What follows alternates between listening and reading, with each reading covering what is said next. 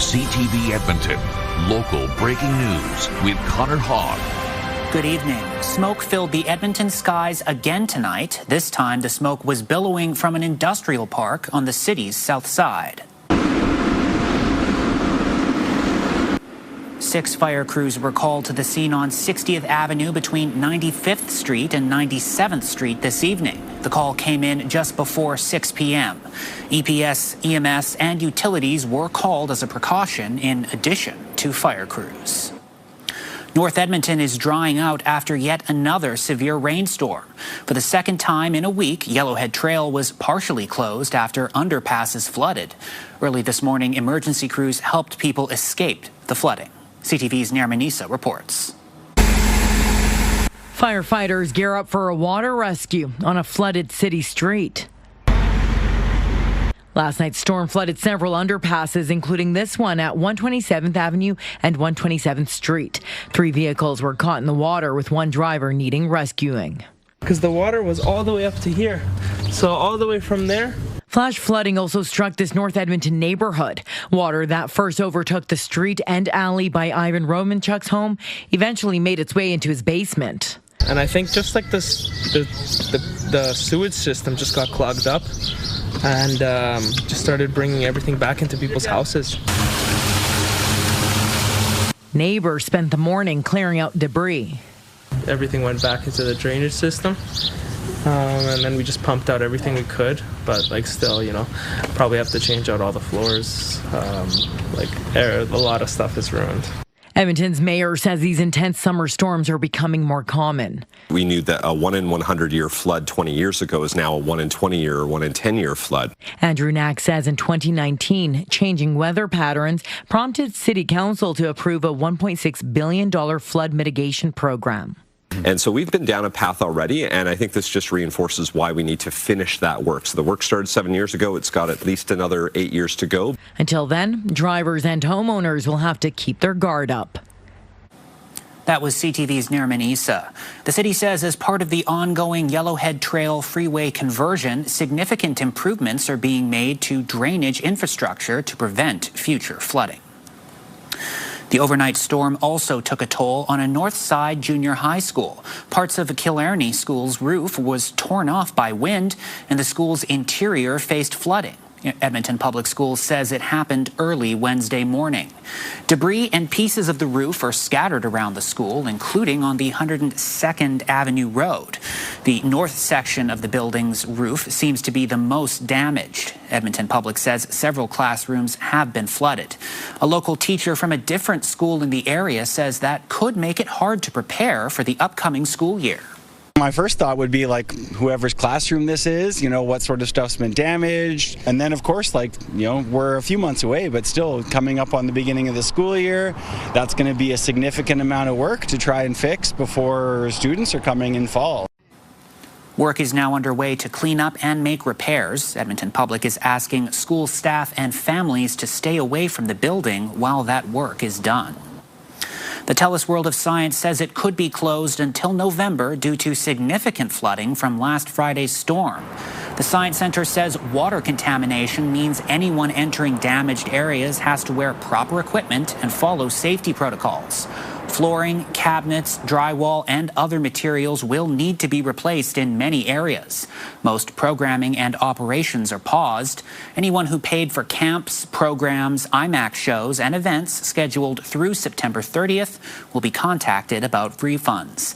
The centre says the lengthy closure means a significant portion of staff will be temporarily laid off. We rely on building admissions to cover 80% of our budget. So without those revenues coming in and without our building being open to the public, we simply can't sustain our usual staffing load.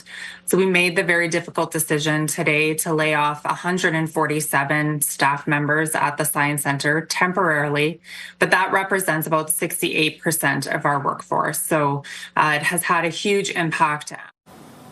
The Science Centre says a partial reopening is possible in the fall, but it's been advised to plan for a longer closure. The Northern Tornadoes Project says a tornado that touched down at Tullabee Lake on Saturday destroyed a home. The NTP says the tornado was an EF3, which means severe. Only the wooden foundation of the house was left after the storm. There were multiple nearby areas where every tree was uprooted or snapped. The NTP says no injuries have been reported. This is the third EF3 tornado on the prairies this season, all from different dates in different provinces. A second person has been confirmed dead after an explosion and fire at a north side apartment building. An 85-year-old man was killed jumping from a balcony to escape the flames. Police now say his 82-year-old wife died in the fire. Another person who was missing after the Monday fire has been found safe. First responders still haven't been able to properly search the ruins of the building. Police have not said what led to the car crash that caused the explosion and fire. RCMP say a 13-year-old girl being assaulted by a stranger was captured on dashcam video. Police say in early June, the girl was sitting on a sidewalk in Spruce Grove when two people began hitting her. The girl ended up with minor injuries. Police say she did not know the attackers. Mounties say they're looking for two other teen girls between 15 and 17 years old. They have slim builds. One has shoulder-length brown hair and was wearing a purple or burgundy T-shirt with long black shorts.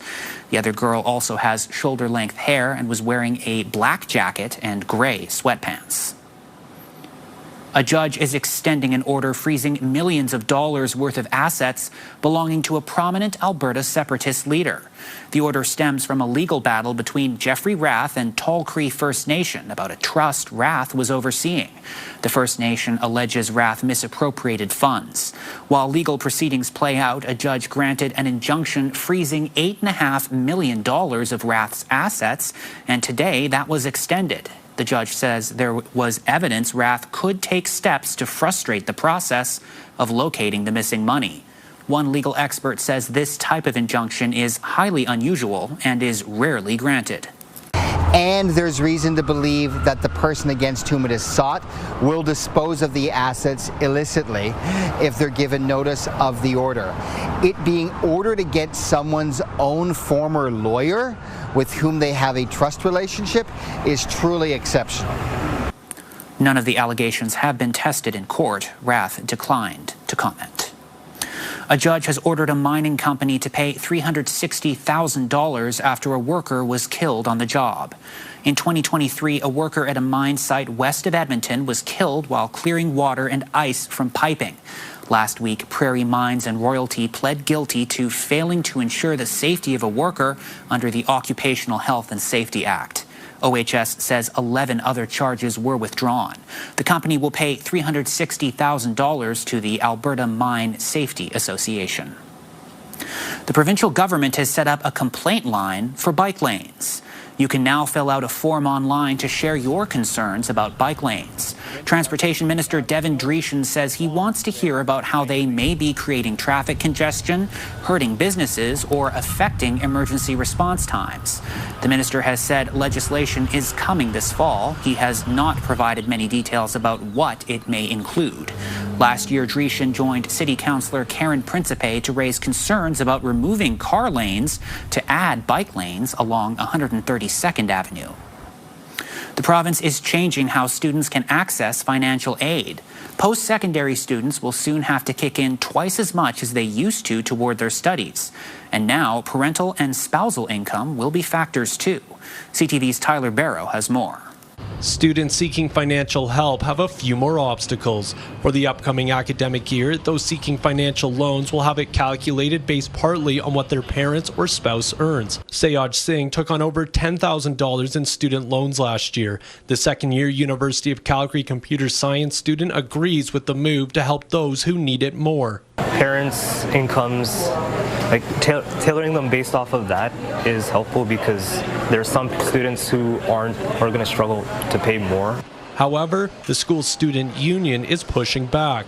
If you have wealthy parents who are not interested in helping you fund your education, you're at a loss. If you are, married and your spouse has a lot of debt. Previously, student aid eligibility was determined by several factors, including course load, citizenship and residency, academic status, and financial need. The Mount Royal University Students Association is also opposed to adding family income as another factor. It's working on the assumption that students are supported by their parents to fund their education, which what we've learned is that it's not always the case. In response, the Minister of Advanced Education says our focus is clear, ensuring supports are sustainable, targeted to those who need them most, and responsive to the realities students face today. The province also increased the minimum student contribution from $1,500 to $3,000.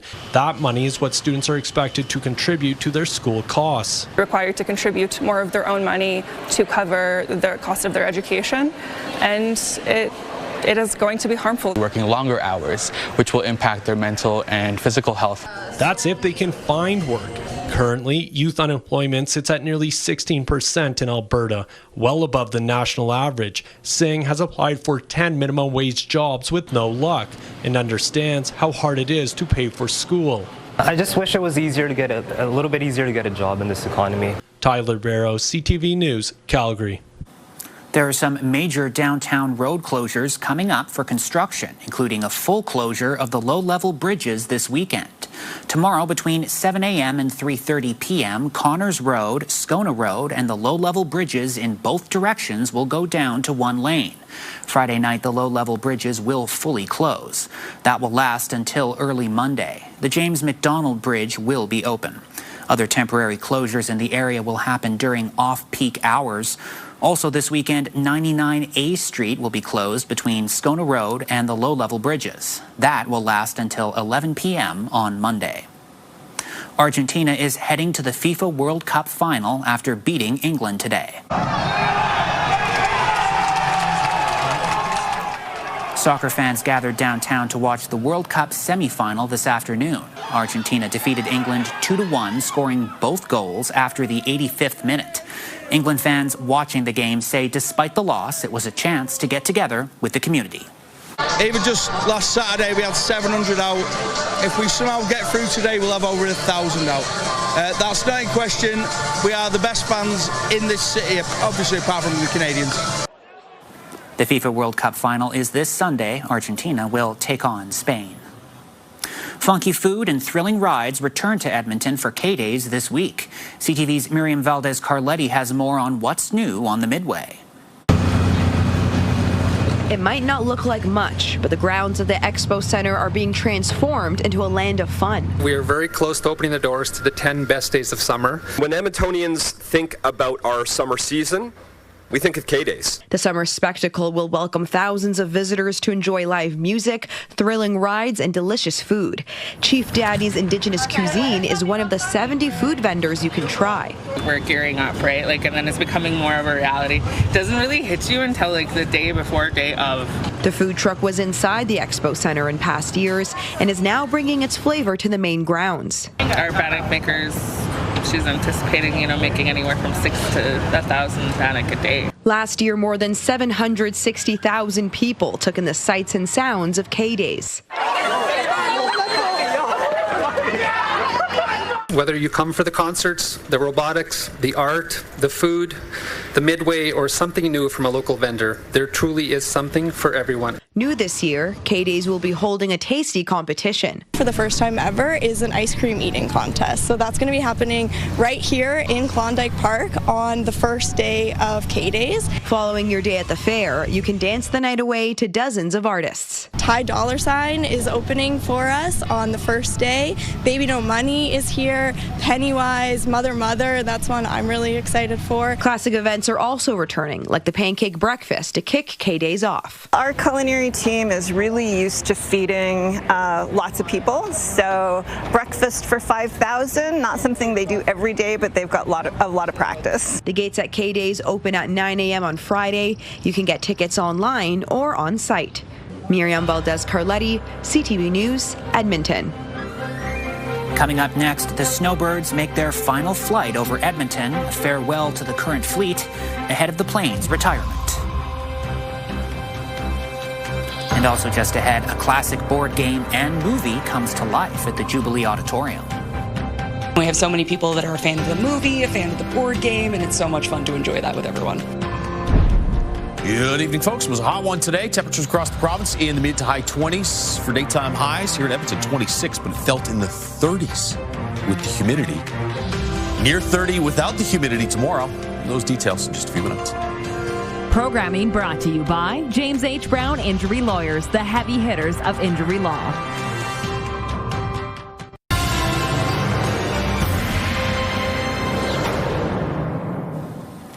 The Snowbirds said goodbye to Edmonton today. The 9 Tudor jets have flown over the city for half a century.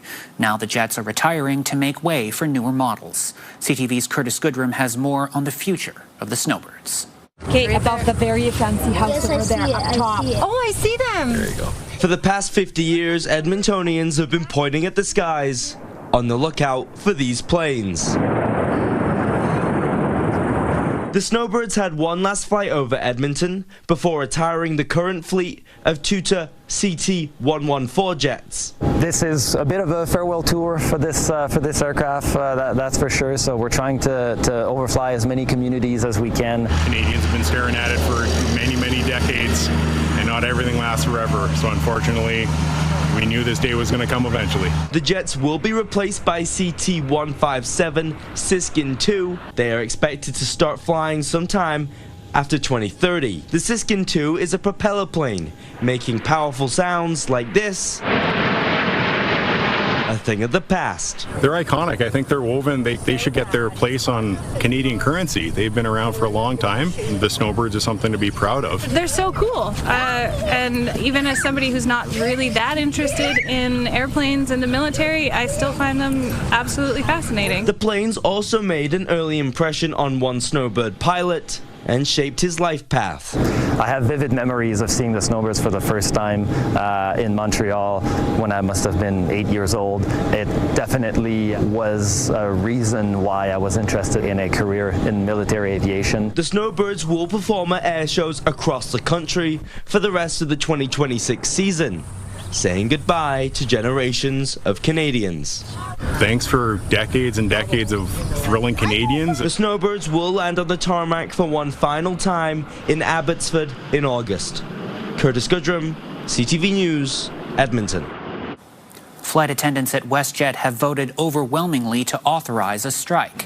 That means the airline's 4,400 cabin crew workers could walk off the job as early as August 2nd. Their union says wages and unpaid work are sticking points in negotiations. CUPE estimates each flight attendant works about 35 unpaid hours every month. The union says more than 97% of its workers cast a ballot. While both sides still hope to reach an agreement, travel agents suggest having a backup plan if you're planning to fly WestJet. I would look before or after, see if you could rebook with another carrier, refundable, so that you're not out another loss. If you can't go on the flight you want to go on, then you have to look at accommodation, then you have to look at food, expenses. So you have to factor in dog care, home care, work. Last summer, an Air Canada flight attendant strike lasted 3 days before the feds ordered them back to work. 500,000 passengers were affected. A strike at WestJet could potentially impact up to 75,000 passengers per day. The NHL has revealed its season opening schedule, and the Edmonton Oilers will play on day one. Connor McDavid and crew will host the Vancouver Canucks September 29th. It'll be the first regular season game behind the Oilers bench for new head coach Mike Babcock.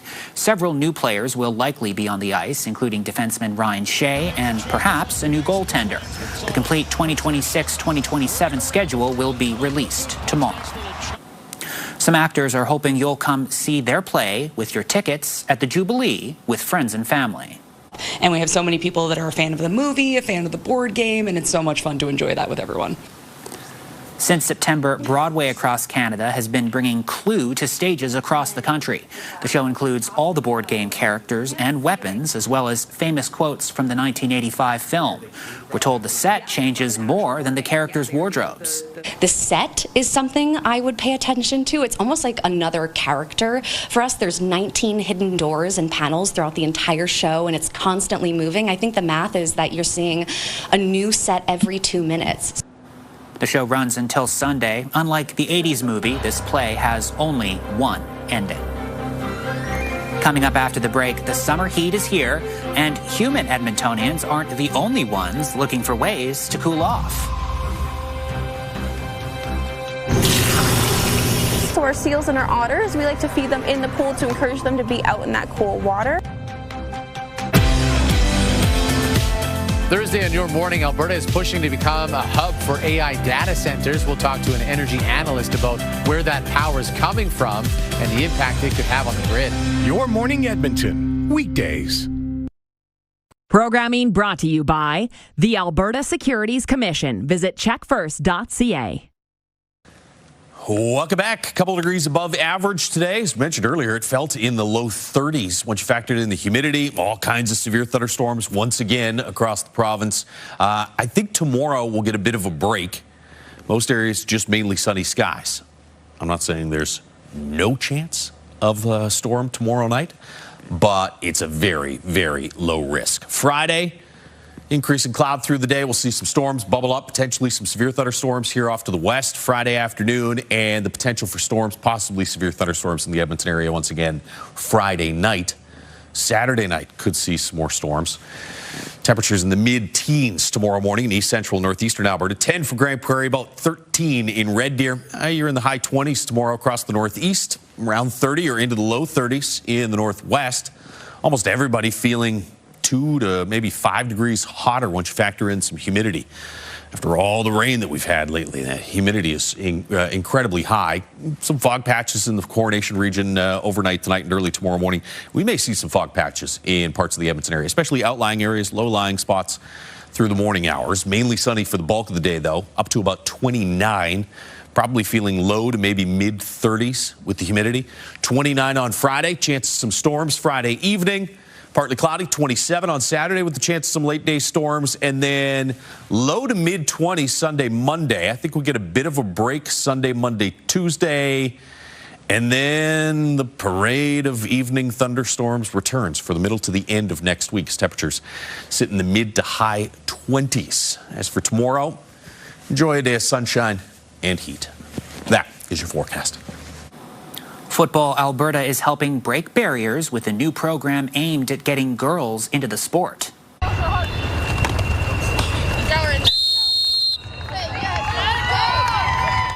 The first ever under-16 female tackle football Western Showcase was held today in Calgary. More than 100 players and coaches from southern and central Alberta, along with BC and Saskatchewan, made up the tournament. Organizers say the idea is to have a pipeline connecting female youth football to the senior level. People living in our city aren't the only ones trying to find ways to beat the heat. From frozen treats to a dip in the pool or enjoying the AC, CTV's Amanda Anderson gives us a look at how animals at the Edmonton Valley Zoo are keeping cool. After a few minutes out of the water, perhaps belly aching about the heat, these seals at the Edmonton Valley Zoo jump right back into their pool. We make sure we have the top animal care for them, make sure that the welfare is up to standard, and making sure that all our animals are really well taken care of. When the temperature soars, zoo staff often make special treats for the animals. Like these trays filled with shrimp and berries, soon to be what they call frozen popsicles. So our seals and our otters, we like to feed them in the pool to encourage them to be out in that cool water. The zoo is home to many cold weather animals, not fans of the hot, sunny weather. I think the biggest issue is people looking for the animals and them hiding somewhere in their enclosures. The animals will often camp out under the shade of a tree or inside their shelters. On a hot day, this is a rare sighting. The red pandas are a little more sensitive to the temperature and usually stay inside. They prefer to be inside their building where there's strong AC, and they tend to stay hidden. So if you come to the zoo, you might have to look inside their windows to get a chance to see them. A mist is also sprayed in some of the enclosures. There's also a few spots to help keep animal watchers cool too. Places parents are also taking advantage of. There is a little wading pool where the kids can put their feet in, and I put my feet in there too because it's a hot day. It's a hot day, so that was great to be able to just cool down in that way. A few animals native to tropical areas are loving this weather. When it's hot and sunny, there's a good chance of seeing the meerkats soaking up some rays or getting a glimpse of the lemurs. Amanda Anderson, CTV News, Edmonton. Thanks for watching us tonight. For the latest news anytime, visit our website, ctvnewsedmonton.ca. Thank you for spending your time here. Have a good night.